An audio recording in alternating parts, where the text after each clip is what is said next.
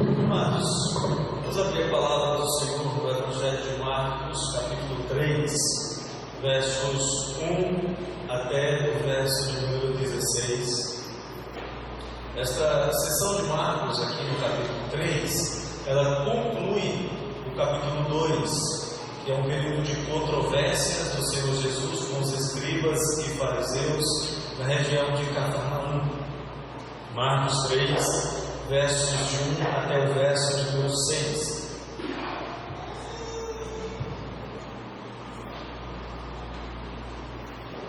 A palavra do Senhor nos diz o seguinte: de novo entrou Jesus na sinagoga e estava ali um homem que tinha ressequida uma das mãos. E estavam observando a Jesus para ver se o curaria em dia de sábado, a fim de o acusarem. E disse Jesus ao homem da mão ressequida: vem para o meio. E então lhes perguntou: é lícito nos sábados fazer o bem ou fazer o mal? Salvar a vida ou tirá-la? Mas eles ficaram em silêncio. Olhando-os ao redor, indignado e condoído com a dureza do seu coração, disse ao homem: estende a mão. Estendeu-a e a mão lhe foi restaurada. Retirando-se os fariseus, conspiravam logo com os herodianos contra ele, em como lhe tirariam a vida. Senhor, nós lemos a Tua palavra viva, poderosa, Tua palavra que nos traz mais um momento em que o Senhor Jesus demonstra da Sua graça, da Sua sabedoria. E o Senhor Jesus não apenas ensina, mas também, ó Deus, procura moldar o nosso coração, Pai. Pedimos-te em nome de Jesus que o Senhor fale ao nosso coração, que o Senhor não permita que o nosso coração seja como o coração dos escribas e fariseus que estavam presentes no momento em que este relato se dá e ainda assim permanecem com seus corações endurecidos. Pai, prepara o nosso coração como o agricultor prepara a terra e lança a santa semente para que ela dê fruto a 30, a 60 e a 100 por um. Pai, que a Tua palavra venha germinar no nosso coração e a crescer, que nós possamos nos alegrar no Senhor, produzindo o fruto do Espírito. Obrigado, Deus, te damos graças em nome de Jesus. Amém.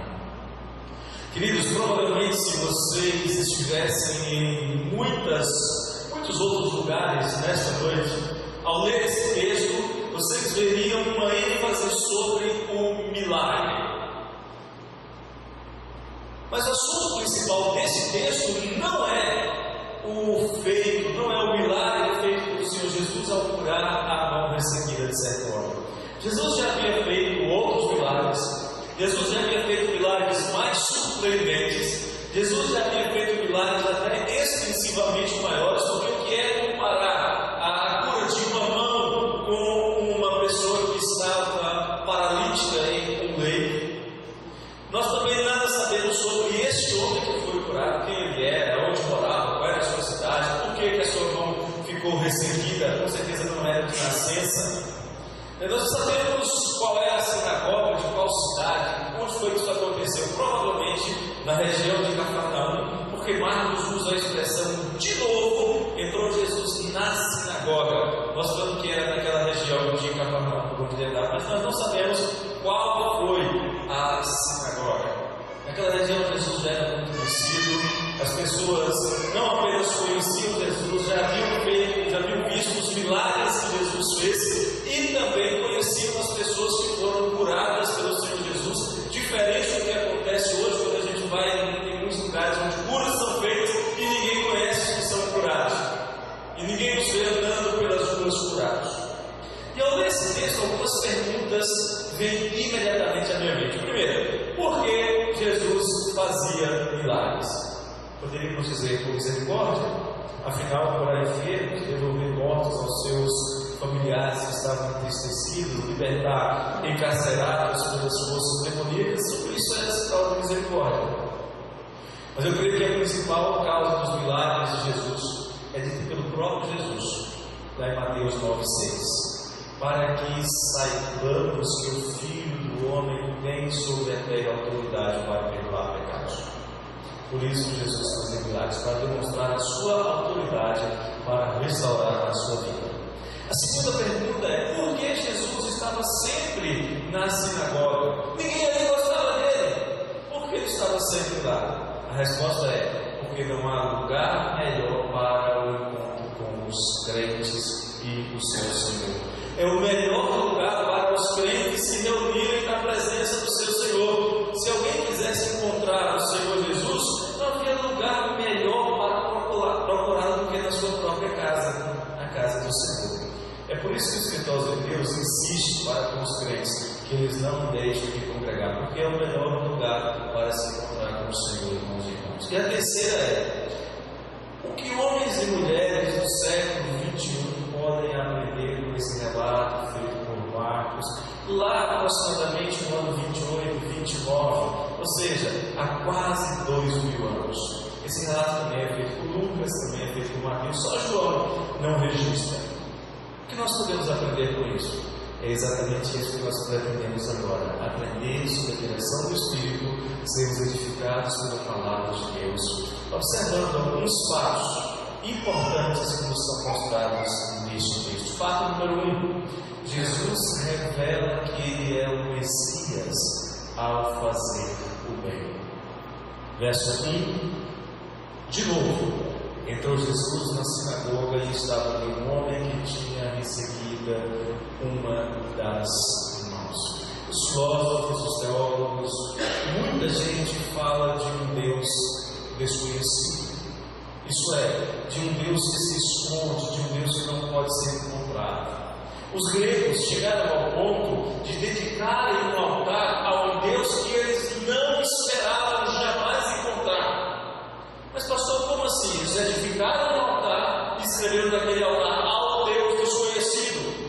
E eles iam para um determinado lugar, para uma determinada cultura, e encontravam um Deus ou uma divindade adorada pelos homens, pegavam a imagem daquele Deus, levavam para a praça, mas deixavam aquele altar ainda desocupado para o Deus desconhecido. E eles, se achassem 100 deuses, ainda deixariam aquele altar desocupado. 1000 que encontrassem, aquele altar continuava desocupado. A ideia é: nós não vamos jamais encontrar Deus que se esconde.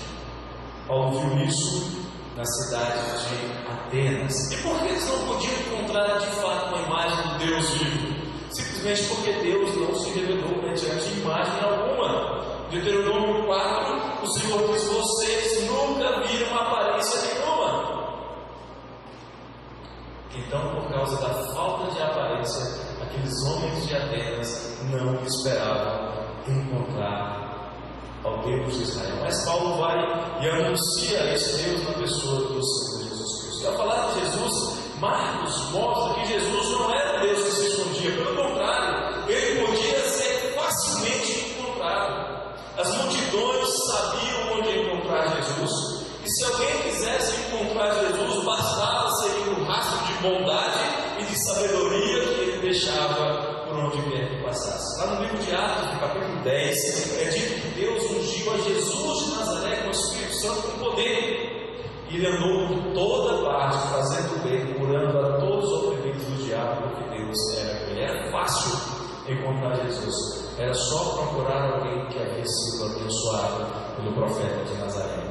E Marcos nos diz que, de novo, isso era habitual, era comum Jesus aos sábados estar na sinagoga, onde também costumavam estar os escribas, onde também costumavam estar os fariseus, onde também costumavam estar aqueles que queriam aprender da palavra do Senhor. Lucas registra que os escribas foram para a sinagoga naquele dia para ficar observando a Jesus, não para aprender, não para serem abençoados, mas buscando encontrar alguma coisa para o acusar. Mas Jesus não se escondia. Jesus é o Deus que se revela, Ele é o Deus que se mostra, Ele é a imagem visível do Deus invisível, é o primogênito de toda a criação. Ele não tem interesse em ficar escondido. E aquele lugar da sinagoga era um lugar de ensino da palavra de Deus. E ali, naquele momento, estava a própria palavra, o verbo encarnado ensinando, sendo rejeitado pelos fariseus, sendo rejeitado pelos escribas que não queriam aprender, que não queriam adorar, que tinham outros interesses. No caso deles, eles queriam encontrar alguma coisa que Jesus falasse ou que Jesus fizesse, que nos permitisse acusar o Senhor Jesus de violar a lei. Mas quem vai para a igreja sem querer aprender, apenas para se divertir, apenas para rever os amigos, apenas para um evento social, está fazendo a mesma coisa, está rejeitando ao Senhor, fazendo semelhante aos escribas e fariseus daqueles dias. Mas aqueles homens tinham uma inclinação maligna no coração. Aqueles escribas e fariseus tinham o desejo de se oporem ao Senhor, não queriam reconhecer Cristo como aquilo que Ele era, mas isso não impedia Jesus de anunciar o reino de Deus a todos. Sabe por quê? Porque Jesus é o Deus que quer ser conhecido. Ao invés de ser o Deus desconhecido dos gregos, o Deus absônico dos filósofos, Jesus é aquele que vem revelar Deus e trazer a vida eterna. Em João 17 ele diz: a vida eterna é essa, que te conheçam a ti, o único Deus verdadeiro, e a Jesus Cristo, a quem enviaste. Aqueles homens queriam fazer o mal. Aqueles homens procuravam alguma maneira de prejudicar a Jesus, alguma forma de impedir a obra do Senhor, de criar obstáculos ao avanço da obra do reino que o Senhor Jesus veio inaugurar. E Jesus continuava fazendo bem. Jesus continuava anunciando a chegada do reino de Deus. E naquele dia, um sábado, que era o dia de adoração reservado pelo Senhor para os judeus, o Senhor Jesus estava na sinagoga para ensinar o povo a guardar a palavra do Senhor, e no meio daquele povo havia um homem enfermo, havia um homem com a mão ressequida. E a forma como Marcos constrói esse relato aparentemente indica que aquele homem estava ali a convite dos fariseus, porque eles estavam ali aguardando para ver se Jesus o curaria. Mas sabe o que Jesus faz? No dia do Senhor, na casa do Senhor, Ele mostra que o que o Senhor faz é o bem. É demonstrar misericórdia, é demonstrar graça, fazer sempre o bem. Ele é o Deus que se revela como Deus misericordioso e gracioso, apesar da dureza do coração daqueles homens que ali estavam. Esse é o fato número 1 que nós podemos aprender nesse texto. Fato número 2: Jesus revela o seu senhorio sobre o sábado ao fazer o bem. Ali estavam aqueles homens observando a Jesus para ver se o curaria em dia de sábado, a fim de o acusarem. E disse Jesus ao homem da mão ressequida: vem para o meio. Então lhes perguntou: é lícito nos sábados fazer o bem ou fazer o mal? Salvar a vida ou tirá-la? Mas eles ficaram em silêncio. Já era costume fariseus e escribas observando Jesus, observando o que ele falava, observando o que ele fazia, observando aonde ele ia, observando com quem ele estava, na casa de quem ele entrava, sempre com o propósito de encontrar em Jesus alguma falha para acusar. Eles não sabiam que estavam fadados ao fracasso, eles não sabiam que jamais iriam encontrar alguma falha no Senhor Jesus, eles não sabiam que jamais iriam encontrar algo para o acusar. Mais tarde, conversando com esses mesmos fariseus, o Senhor Jesus lhes pergunta: quem dentre vós me convence do pecado? Se vos digo a verdade, por que razão não me creis? É o mesmo Jesus que diz: eu sou o caminho, eu sou a verdade. Eles, fariseus e escribas, que se diziam guardadores, mestres da lei, não conseguiam se alegrar com os que se alegravam, não conseguiam nem mesmo sentir a angústia daqueles que estavam chorando enfermos. Eles não estavam preocupados com isso. eles estavam à espreita, eram como salteadores, eles queriam simplesmente encontrar um meio de acusar Jesus. Na sinagoga, no lugar onde deveriam encher o coração da palavra de Deus, eles eram incapazes de ter o coração cheio da palavra de Deus, porque o coração deles estava cheio demais dos frutos da carne, estava cheio de ira, estava cheio de inimizade, de porfia, de maldade, de dissensão. Não podiam colocar ali a palavra porque não havia lugar. Eles diziam que eles eram os guardiões da obediência à lei, mas o coração deles estava muito longe do Senhor da lei. Eles precisavam, mas precisavam mesmo da lei para segurar os seus corações maldosos, mas eles não estavam dispostos a se deixar conduzir a Cristo pela lei que era como um alho, como um guia. Eles não queriam ser conduzidos a Cristo. O problema deles, os fariseus e escribas, não era de que eles não conheciam a Cristo, não era de que eles não conheciam sobre Cristo. Eles viram o que nós estamos vendo hoje, 2000 anos depois. Eles foram testemunhas oculares dos milagres que Jesus fazia, e nós lemos sobre isso hoje. Mas eles não podiam ouvir a voz do Senhor, porque eles não eram das ovelhas do Senhor Jesus. Eles não podiam atender ao chamado do Senhor, porque não eram ovelhas, eram cabritos. Eram como sacerdotes descritos em Jeremias 2, que diziam para si mesmos: onde está o Senhor? E o Senhor diz: os que tratavam da lei não me conheceram, os pastores prevaricaram contra mim, os profetas profetizaram com Baal e andaram atrás de coisas de nenhum proveito. Era exatamente o que os escribas estavam fazendo. Na verdade, mais do que simplesmente prevaricarem, eles afrontosamente rejeitaram ao Senhor. Aos doutores da lei, que estavam ali com o intuito de observar Jesus para acusá-lo, Jesus faz uma pergunta que até uma criança da escola bíblica dominical consegue responder, e eles eram doutores da lei. A pergunta de Jesus muito simples é lícito, é legal, devemos fazer o bem ou o mal no dia do Senhor? Ora, qualquer criança vai responder: devemos fazer o bem e não o mal. É isso que a gente aprende. As nossas crianças aprendem isso. Se Jesus perguntasse: no dia do Senhor nós devemos salvar uma vida ou matar alguém, qual é a resposta que as nossas crianças dariam? Deve-se salvar uma vida. E o Senhor Jesus faz essa pergunta aos doutores da lei.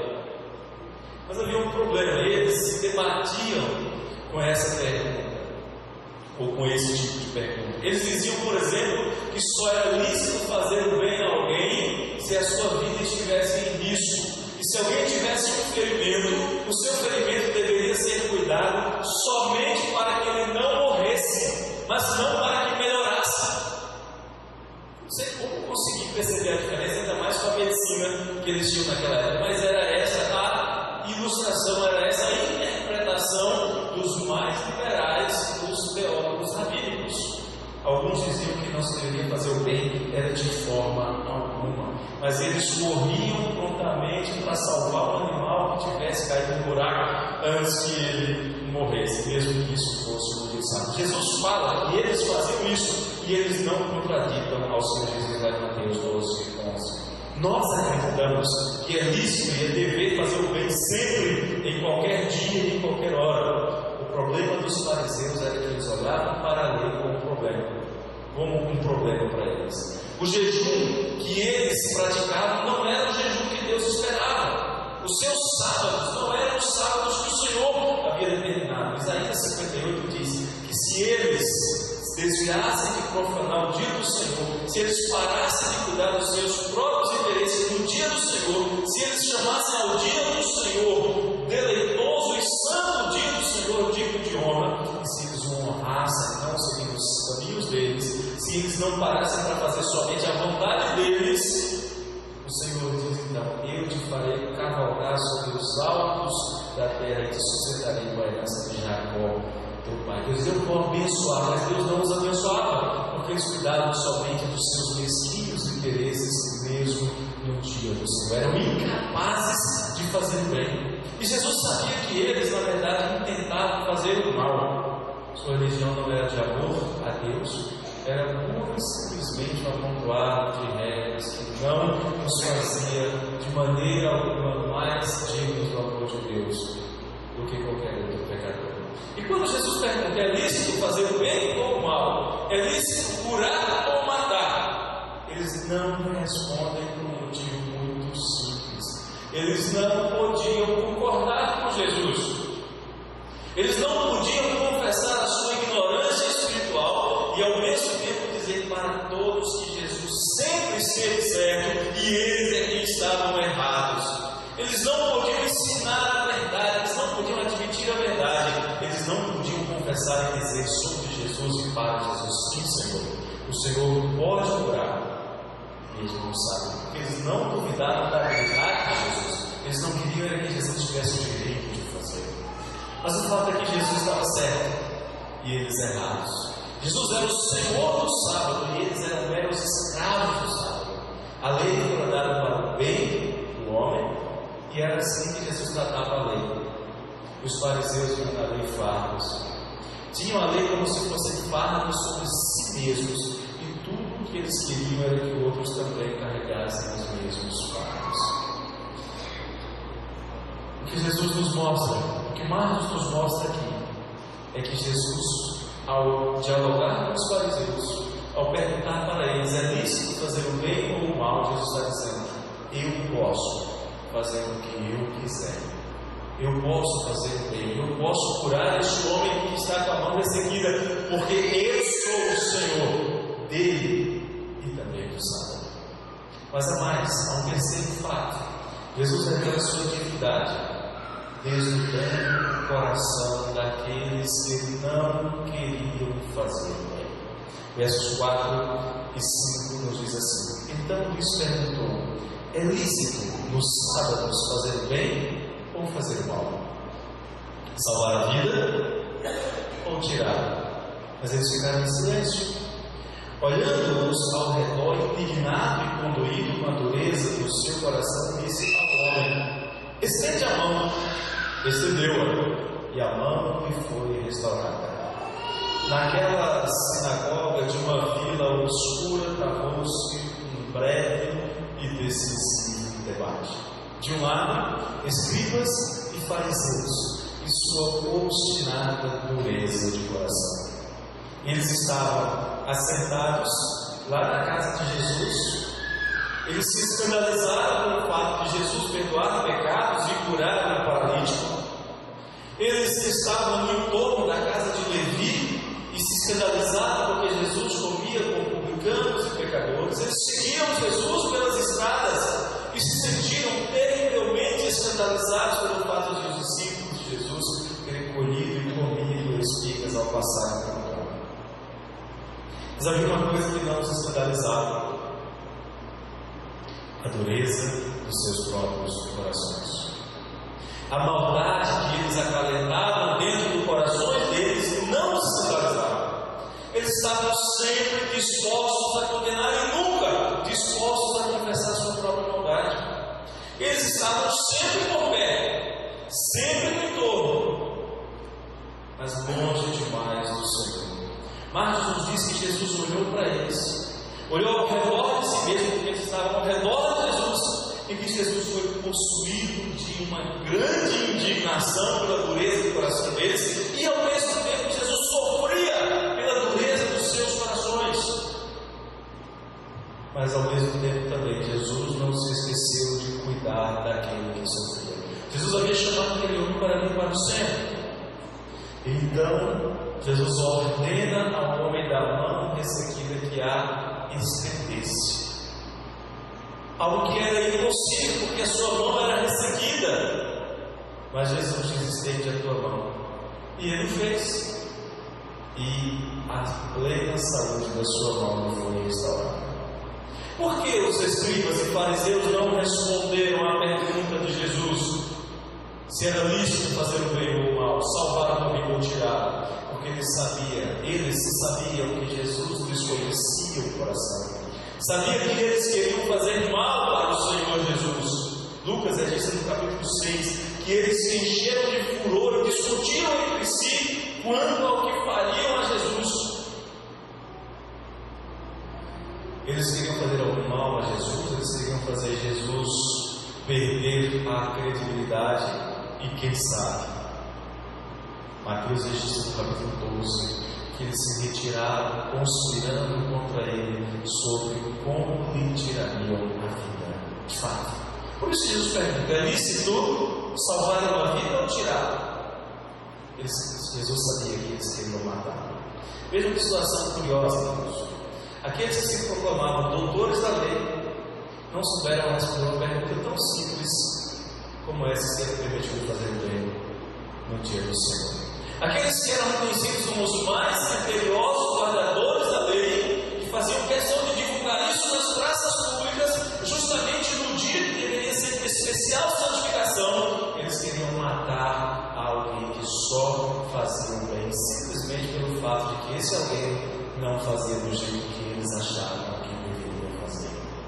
Quando Jesus lhes pergunta se era lícito fazer o bem ou o mal, eles entenderam claramente que era deles que Jesus estava falando.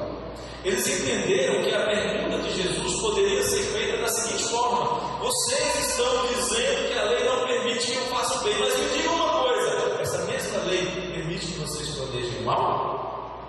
Vocês estão indignados porque acham que a lei não permite restaurar uma vida à sua plenitude, mas essa lei permite que vocês intentem tirar a minha vida? Essa pergunta poderia ser lida desta maneira: que tipo de intérpretes e guardiãos da lei vocês são, afinal?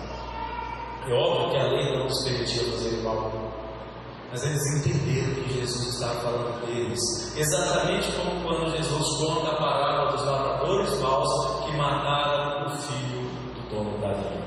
Eles entendiam claramente quando Jesus lhes falava sobre a grandeza do seu coração. Mas mesmo repreendidos, mesmo tendo sido repreendidos como Caim foi, eles continuaram alimentando o mal no seu coração. Resolveram matar Jesus, deliberaram prender Jesus à traição e matá-lo, mas queriam fazer isso de maneira oculta porque tinham medo da reação popular. O coração deles foi desnudo no meio daquela sinagoga. Todos entenderam do que Jesus estava falando. Jesus mostra que de fato é Deus, ao demonstrar que conhecia o que ia no coração daqueles homens que tinham a máscara de piedade, que pareciam piedosos, mas a verdade não era mais do que sepulcro caiado. E você?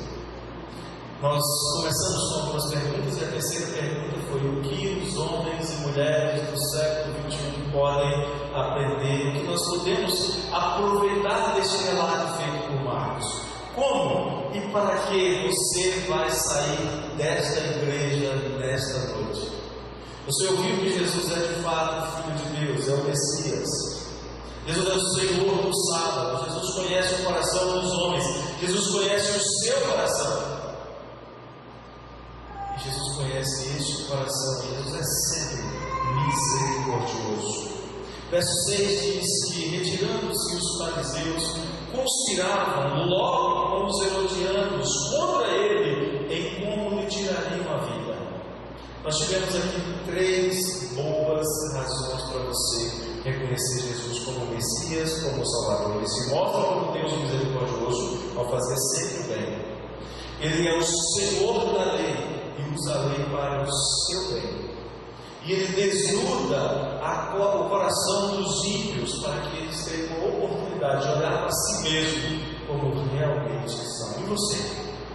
Você pode fazer, por exemplo, como o centurião romano ao pé da cruz, que diante do testemunho do furor da natureza, quando Cristo entregou o seu Espírito, ele olhou e disse: verdadeiramente este era Filho de Deus. Os fariseus não reconheceram Jesus como Messias. Os fariseus não receberam Jesus como seu Senhor e Salvador. Seguiram a Jesus por dias e semanas e finalmente se retiraram. E eles se retiraram não foi para meditar nas coisas que Jesus havia ensinado, não foi para meditar nas coisas que Jesus havia feito, foi para conspirar contra Jesus, foi para planejar matar ao Senhor Jesus.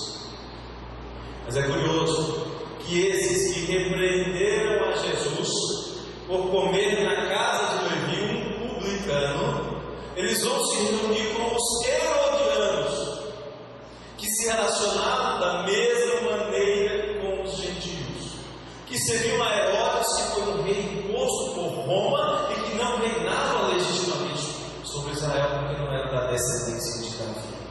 Mas eles vão porque precisavam de apoio político. Eles que criticaram Jesus por se relacionar com quem se relacionava com romanos, agora vão planejar a morte de Jesus com quem se relacionava com os romanos. Eles não praticavam obras de misericórdia no dia do Senhor. Eles negavam o direito à satisfação das necessidades essenciais, como a alimentação e a cura de uma pessoa enferma no dia do Senhor, mas sentiam a vontade para conspirar o assassinato. Eles não aceitavam que os pecados de uma pessoa fossem perdoados, mas acumulavam pecados à dureza do seu coração ao sair para planejar a morte do Senhor Jesus junto com os herodianos. Esses eram os fariseus. No final das contas, eles silenciaram sobre fazer o bem, mas agiram para fazer o mal. Eles não reconheceram Jesus como Messias, não receberam como Salvador, mas tentaram matá-lo. E você? Por que você deve reconhecer Jesus como o Messias? Você deve reconhecer Jesus como o Messias porque Ele é o Deus misericordioso. Você deve reconhecer Jesus como Messias porque Ele é o Senhor da lei e a lei tem o intuito de ser misericordiosa. Você deve reconhecer Jesus como Messias porque Ele conhece o seu coração. Conhece tanto a piedade quanto a hipocrisia do coração do homem. Você deve reconhecer Jesus como Messias porque não há salvação em nenhum outro e em nenhum outro lugar. Você não vai encontrar salvação nos homens, por mais especiais que eles sejam, ou pareçam ter sido, ou pareçam ser. Você não vai encontrar salvação em nenhum objeto, por mais precioso que ele seja, prata ou ouro, porque o objeto pode ter boca, mas não vai falar, pode ter olho, mas não vai ver, pode ter ouvido e não vai ouvir, porque não há alento de vida em sua boca. E inúteis se tornam como eles, aqueles que os fazem e todos os que neles confiam. Mas Jesus não é um ídolo. Jesus não é uma imagem pregada em uma cruz ou em uma parede. Jesus é, na verdade, aquele que foi para a cruz em lugar de pecadores, mas não ficou nela, e hoje se assenta num alto e sublime trono para reinar sobre a vida daqueles a quem Ele justificou. Qual será a sua atitude agora que você conhece estes fatos sobre o Senhor Jesus? Opção número 1: continue silencioso, como os fariseus. Não tem resposta nenhuma, como os escribas. Eles fizeram isso, mas não deu muito certo. Manter-se silencioso era, e ainda é, não aceitação, é rejeição. E Jesus disse que quem com Ele não ajunta, espalha. Quem não é por Ele, é contra Ele. E essa é a opção número 2. De oposição, de rebeldia e de franca rejeição. E mais uma vez eu lembro que Jesus diz em Mateus 12: quem não é por mim, é contra mim. E a única opção que você tem para agradar ao Senhor, a única opção que você tem para ter a experiência de andar com esse Deus misericordioso, é recebê-lo como seu Senhor, é recebê-lo como seu Salvador, é alegrar-se em sua presença e é receber a vida que Ele veio para lhe dar. Jesus disse em João 10:28 que Ele veio para dar vida eterna e que aqueles que nele creem jamais perecerão. E se você estiver nas mãos do Senhor, ninguém vai arrebatar você das mãos dele. Existem, na verdade, eu citei 3 opções, mas só existem 2. Existe a opção dos escribas e fariseus: rejeição, confronto, mesmo que no primeiro momento seja de silêncio, mas depois é de rejeição aberta. E a outra opção é de entrega da sua vida nas mãos do Senhor e recebê-lo como seu Senhor e Salvador. Qual é a sua opção? Se você sente que o Senhor Jesus, a palavra do Senhor está falando no seu coração, e se você entrou aqui como escribas e fariseus para ver o que ia acontecer, eu oro ao Senhor para que você saia crente, para que você saia transformado, para que você saia olhando para Jesus, não apenas como aquele de quem as pessoas falavam, aquele sobre quem as pessoas tinham curiosidade, mas que você olhe para Ele como seu Senhor, o seu Salvador. Quero convidar você a instante abaixar a sua cabeça, fechar os seus olhos, para orarmos ao Senhor nosso Deus.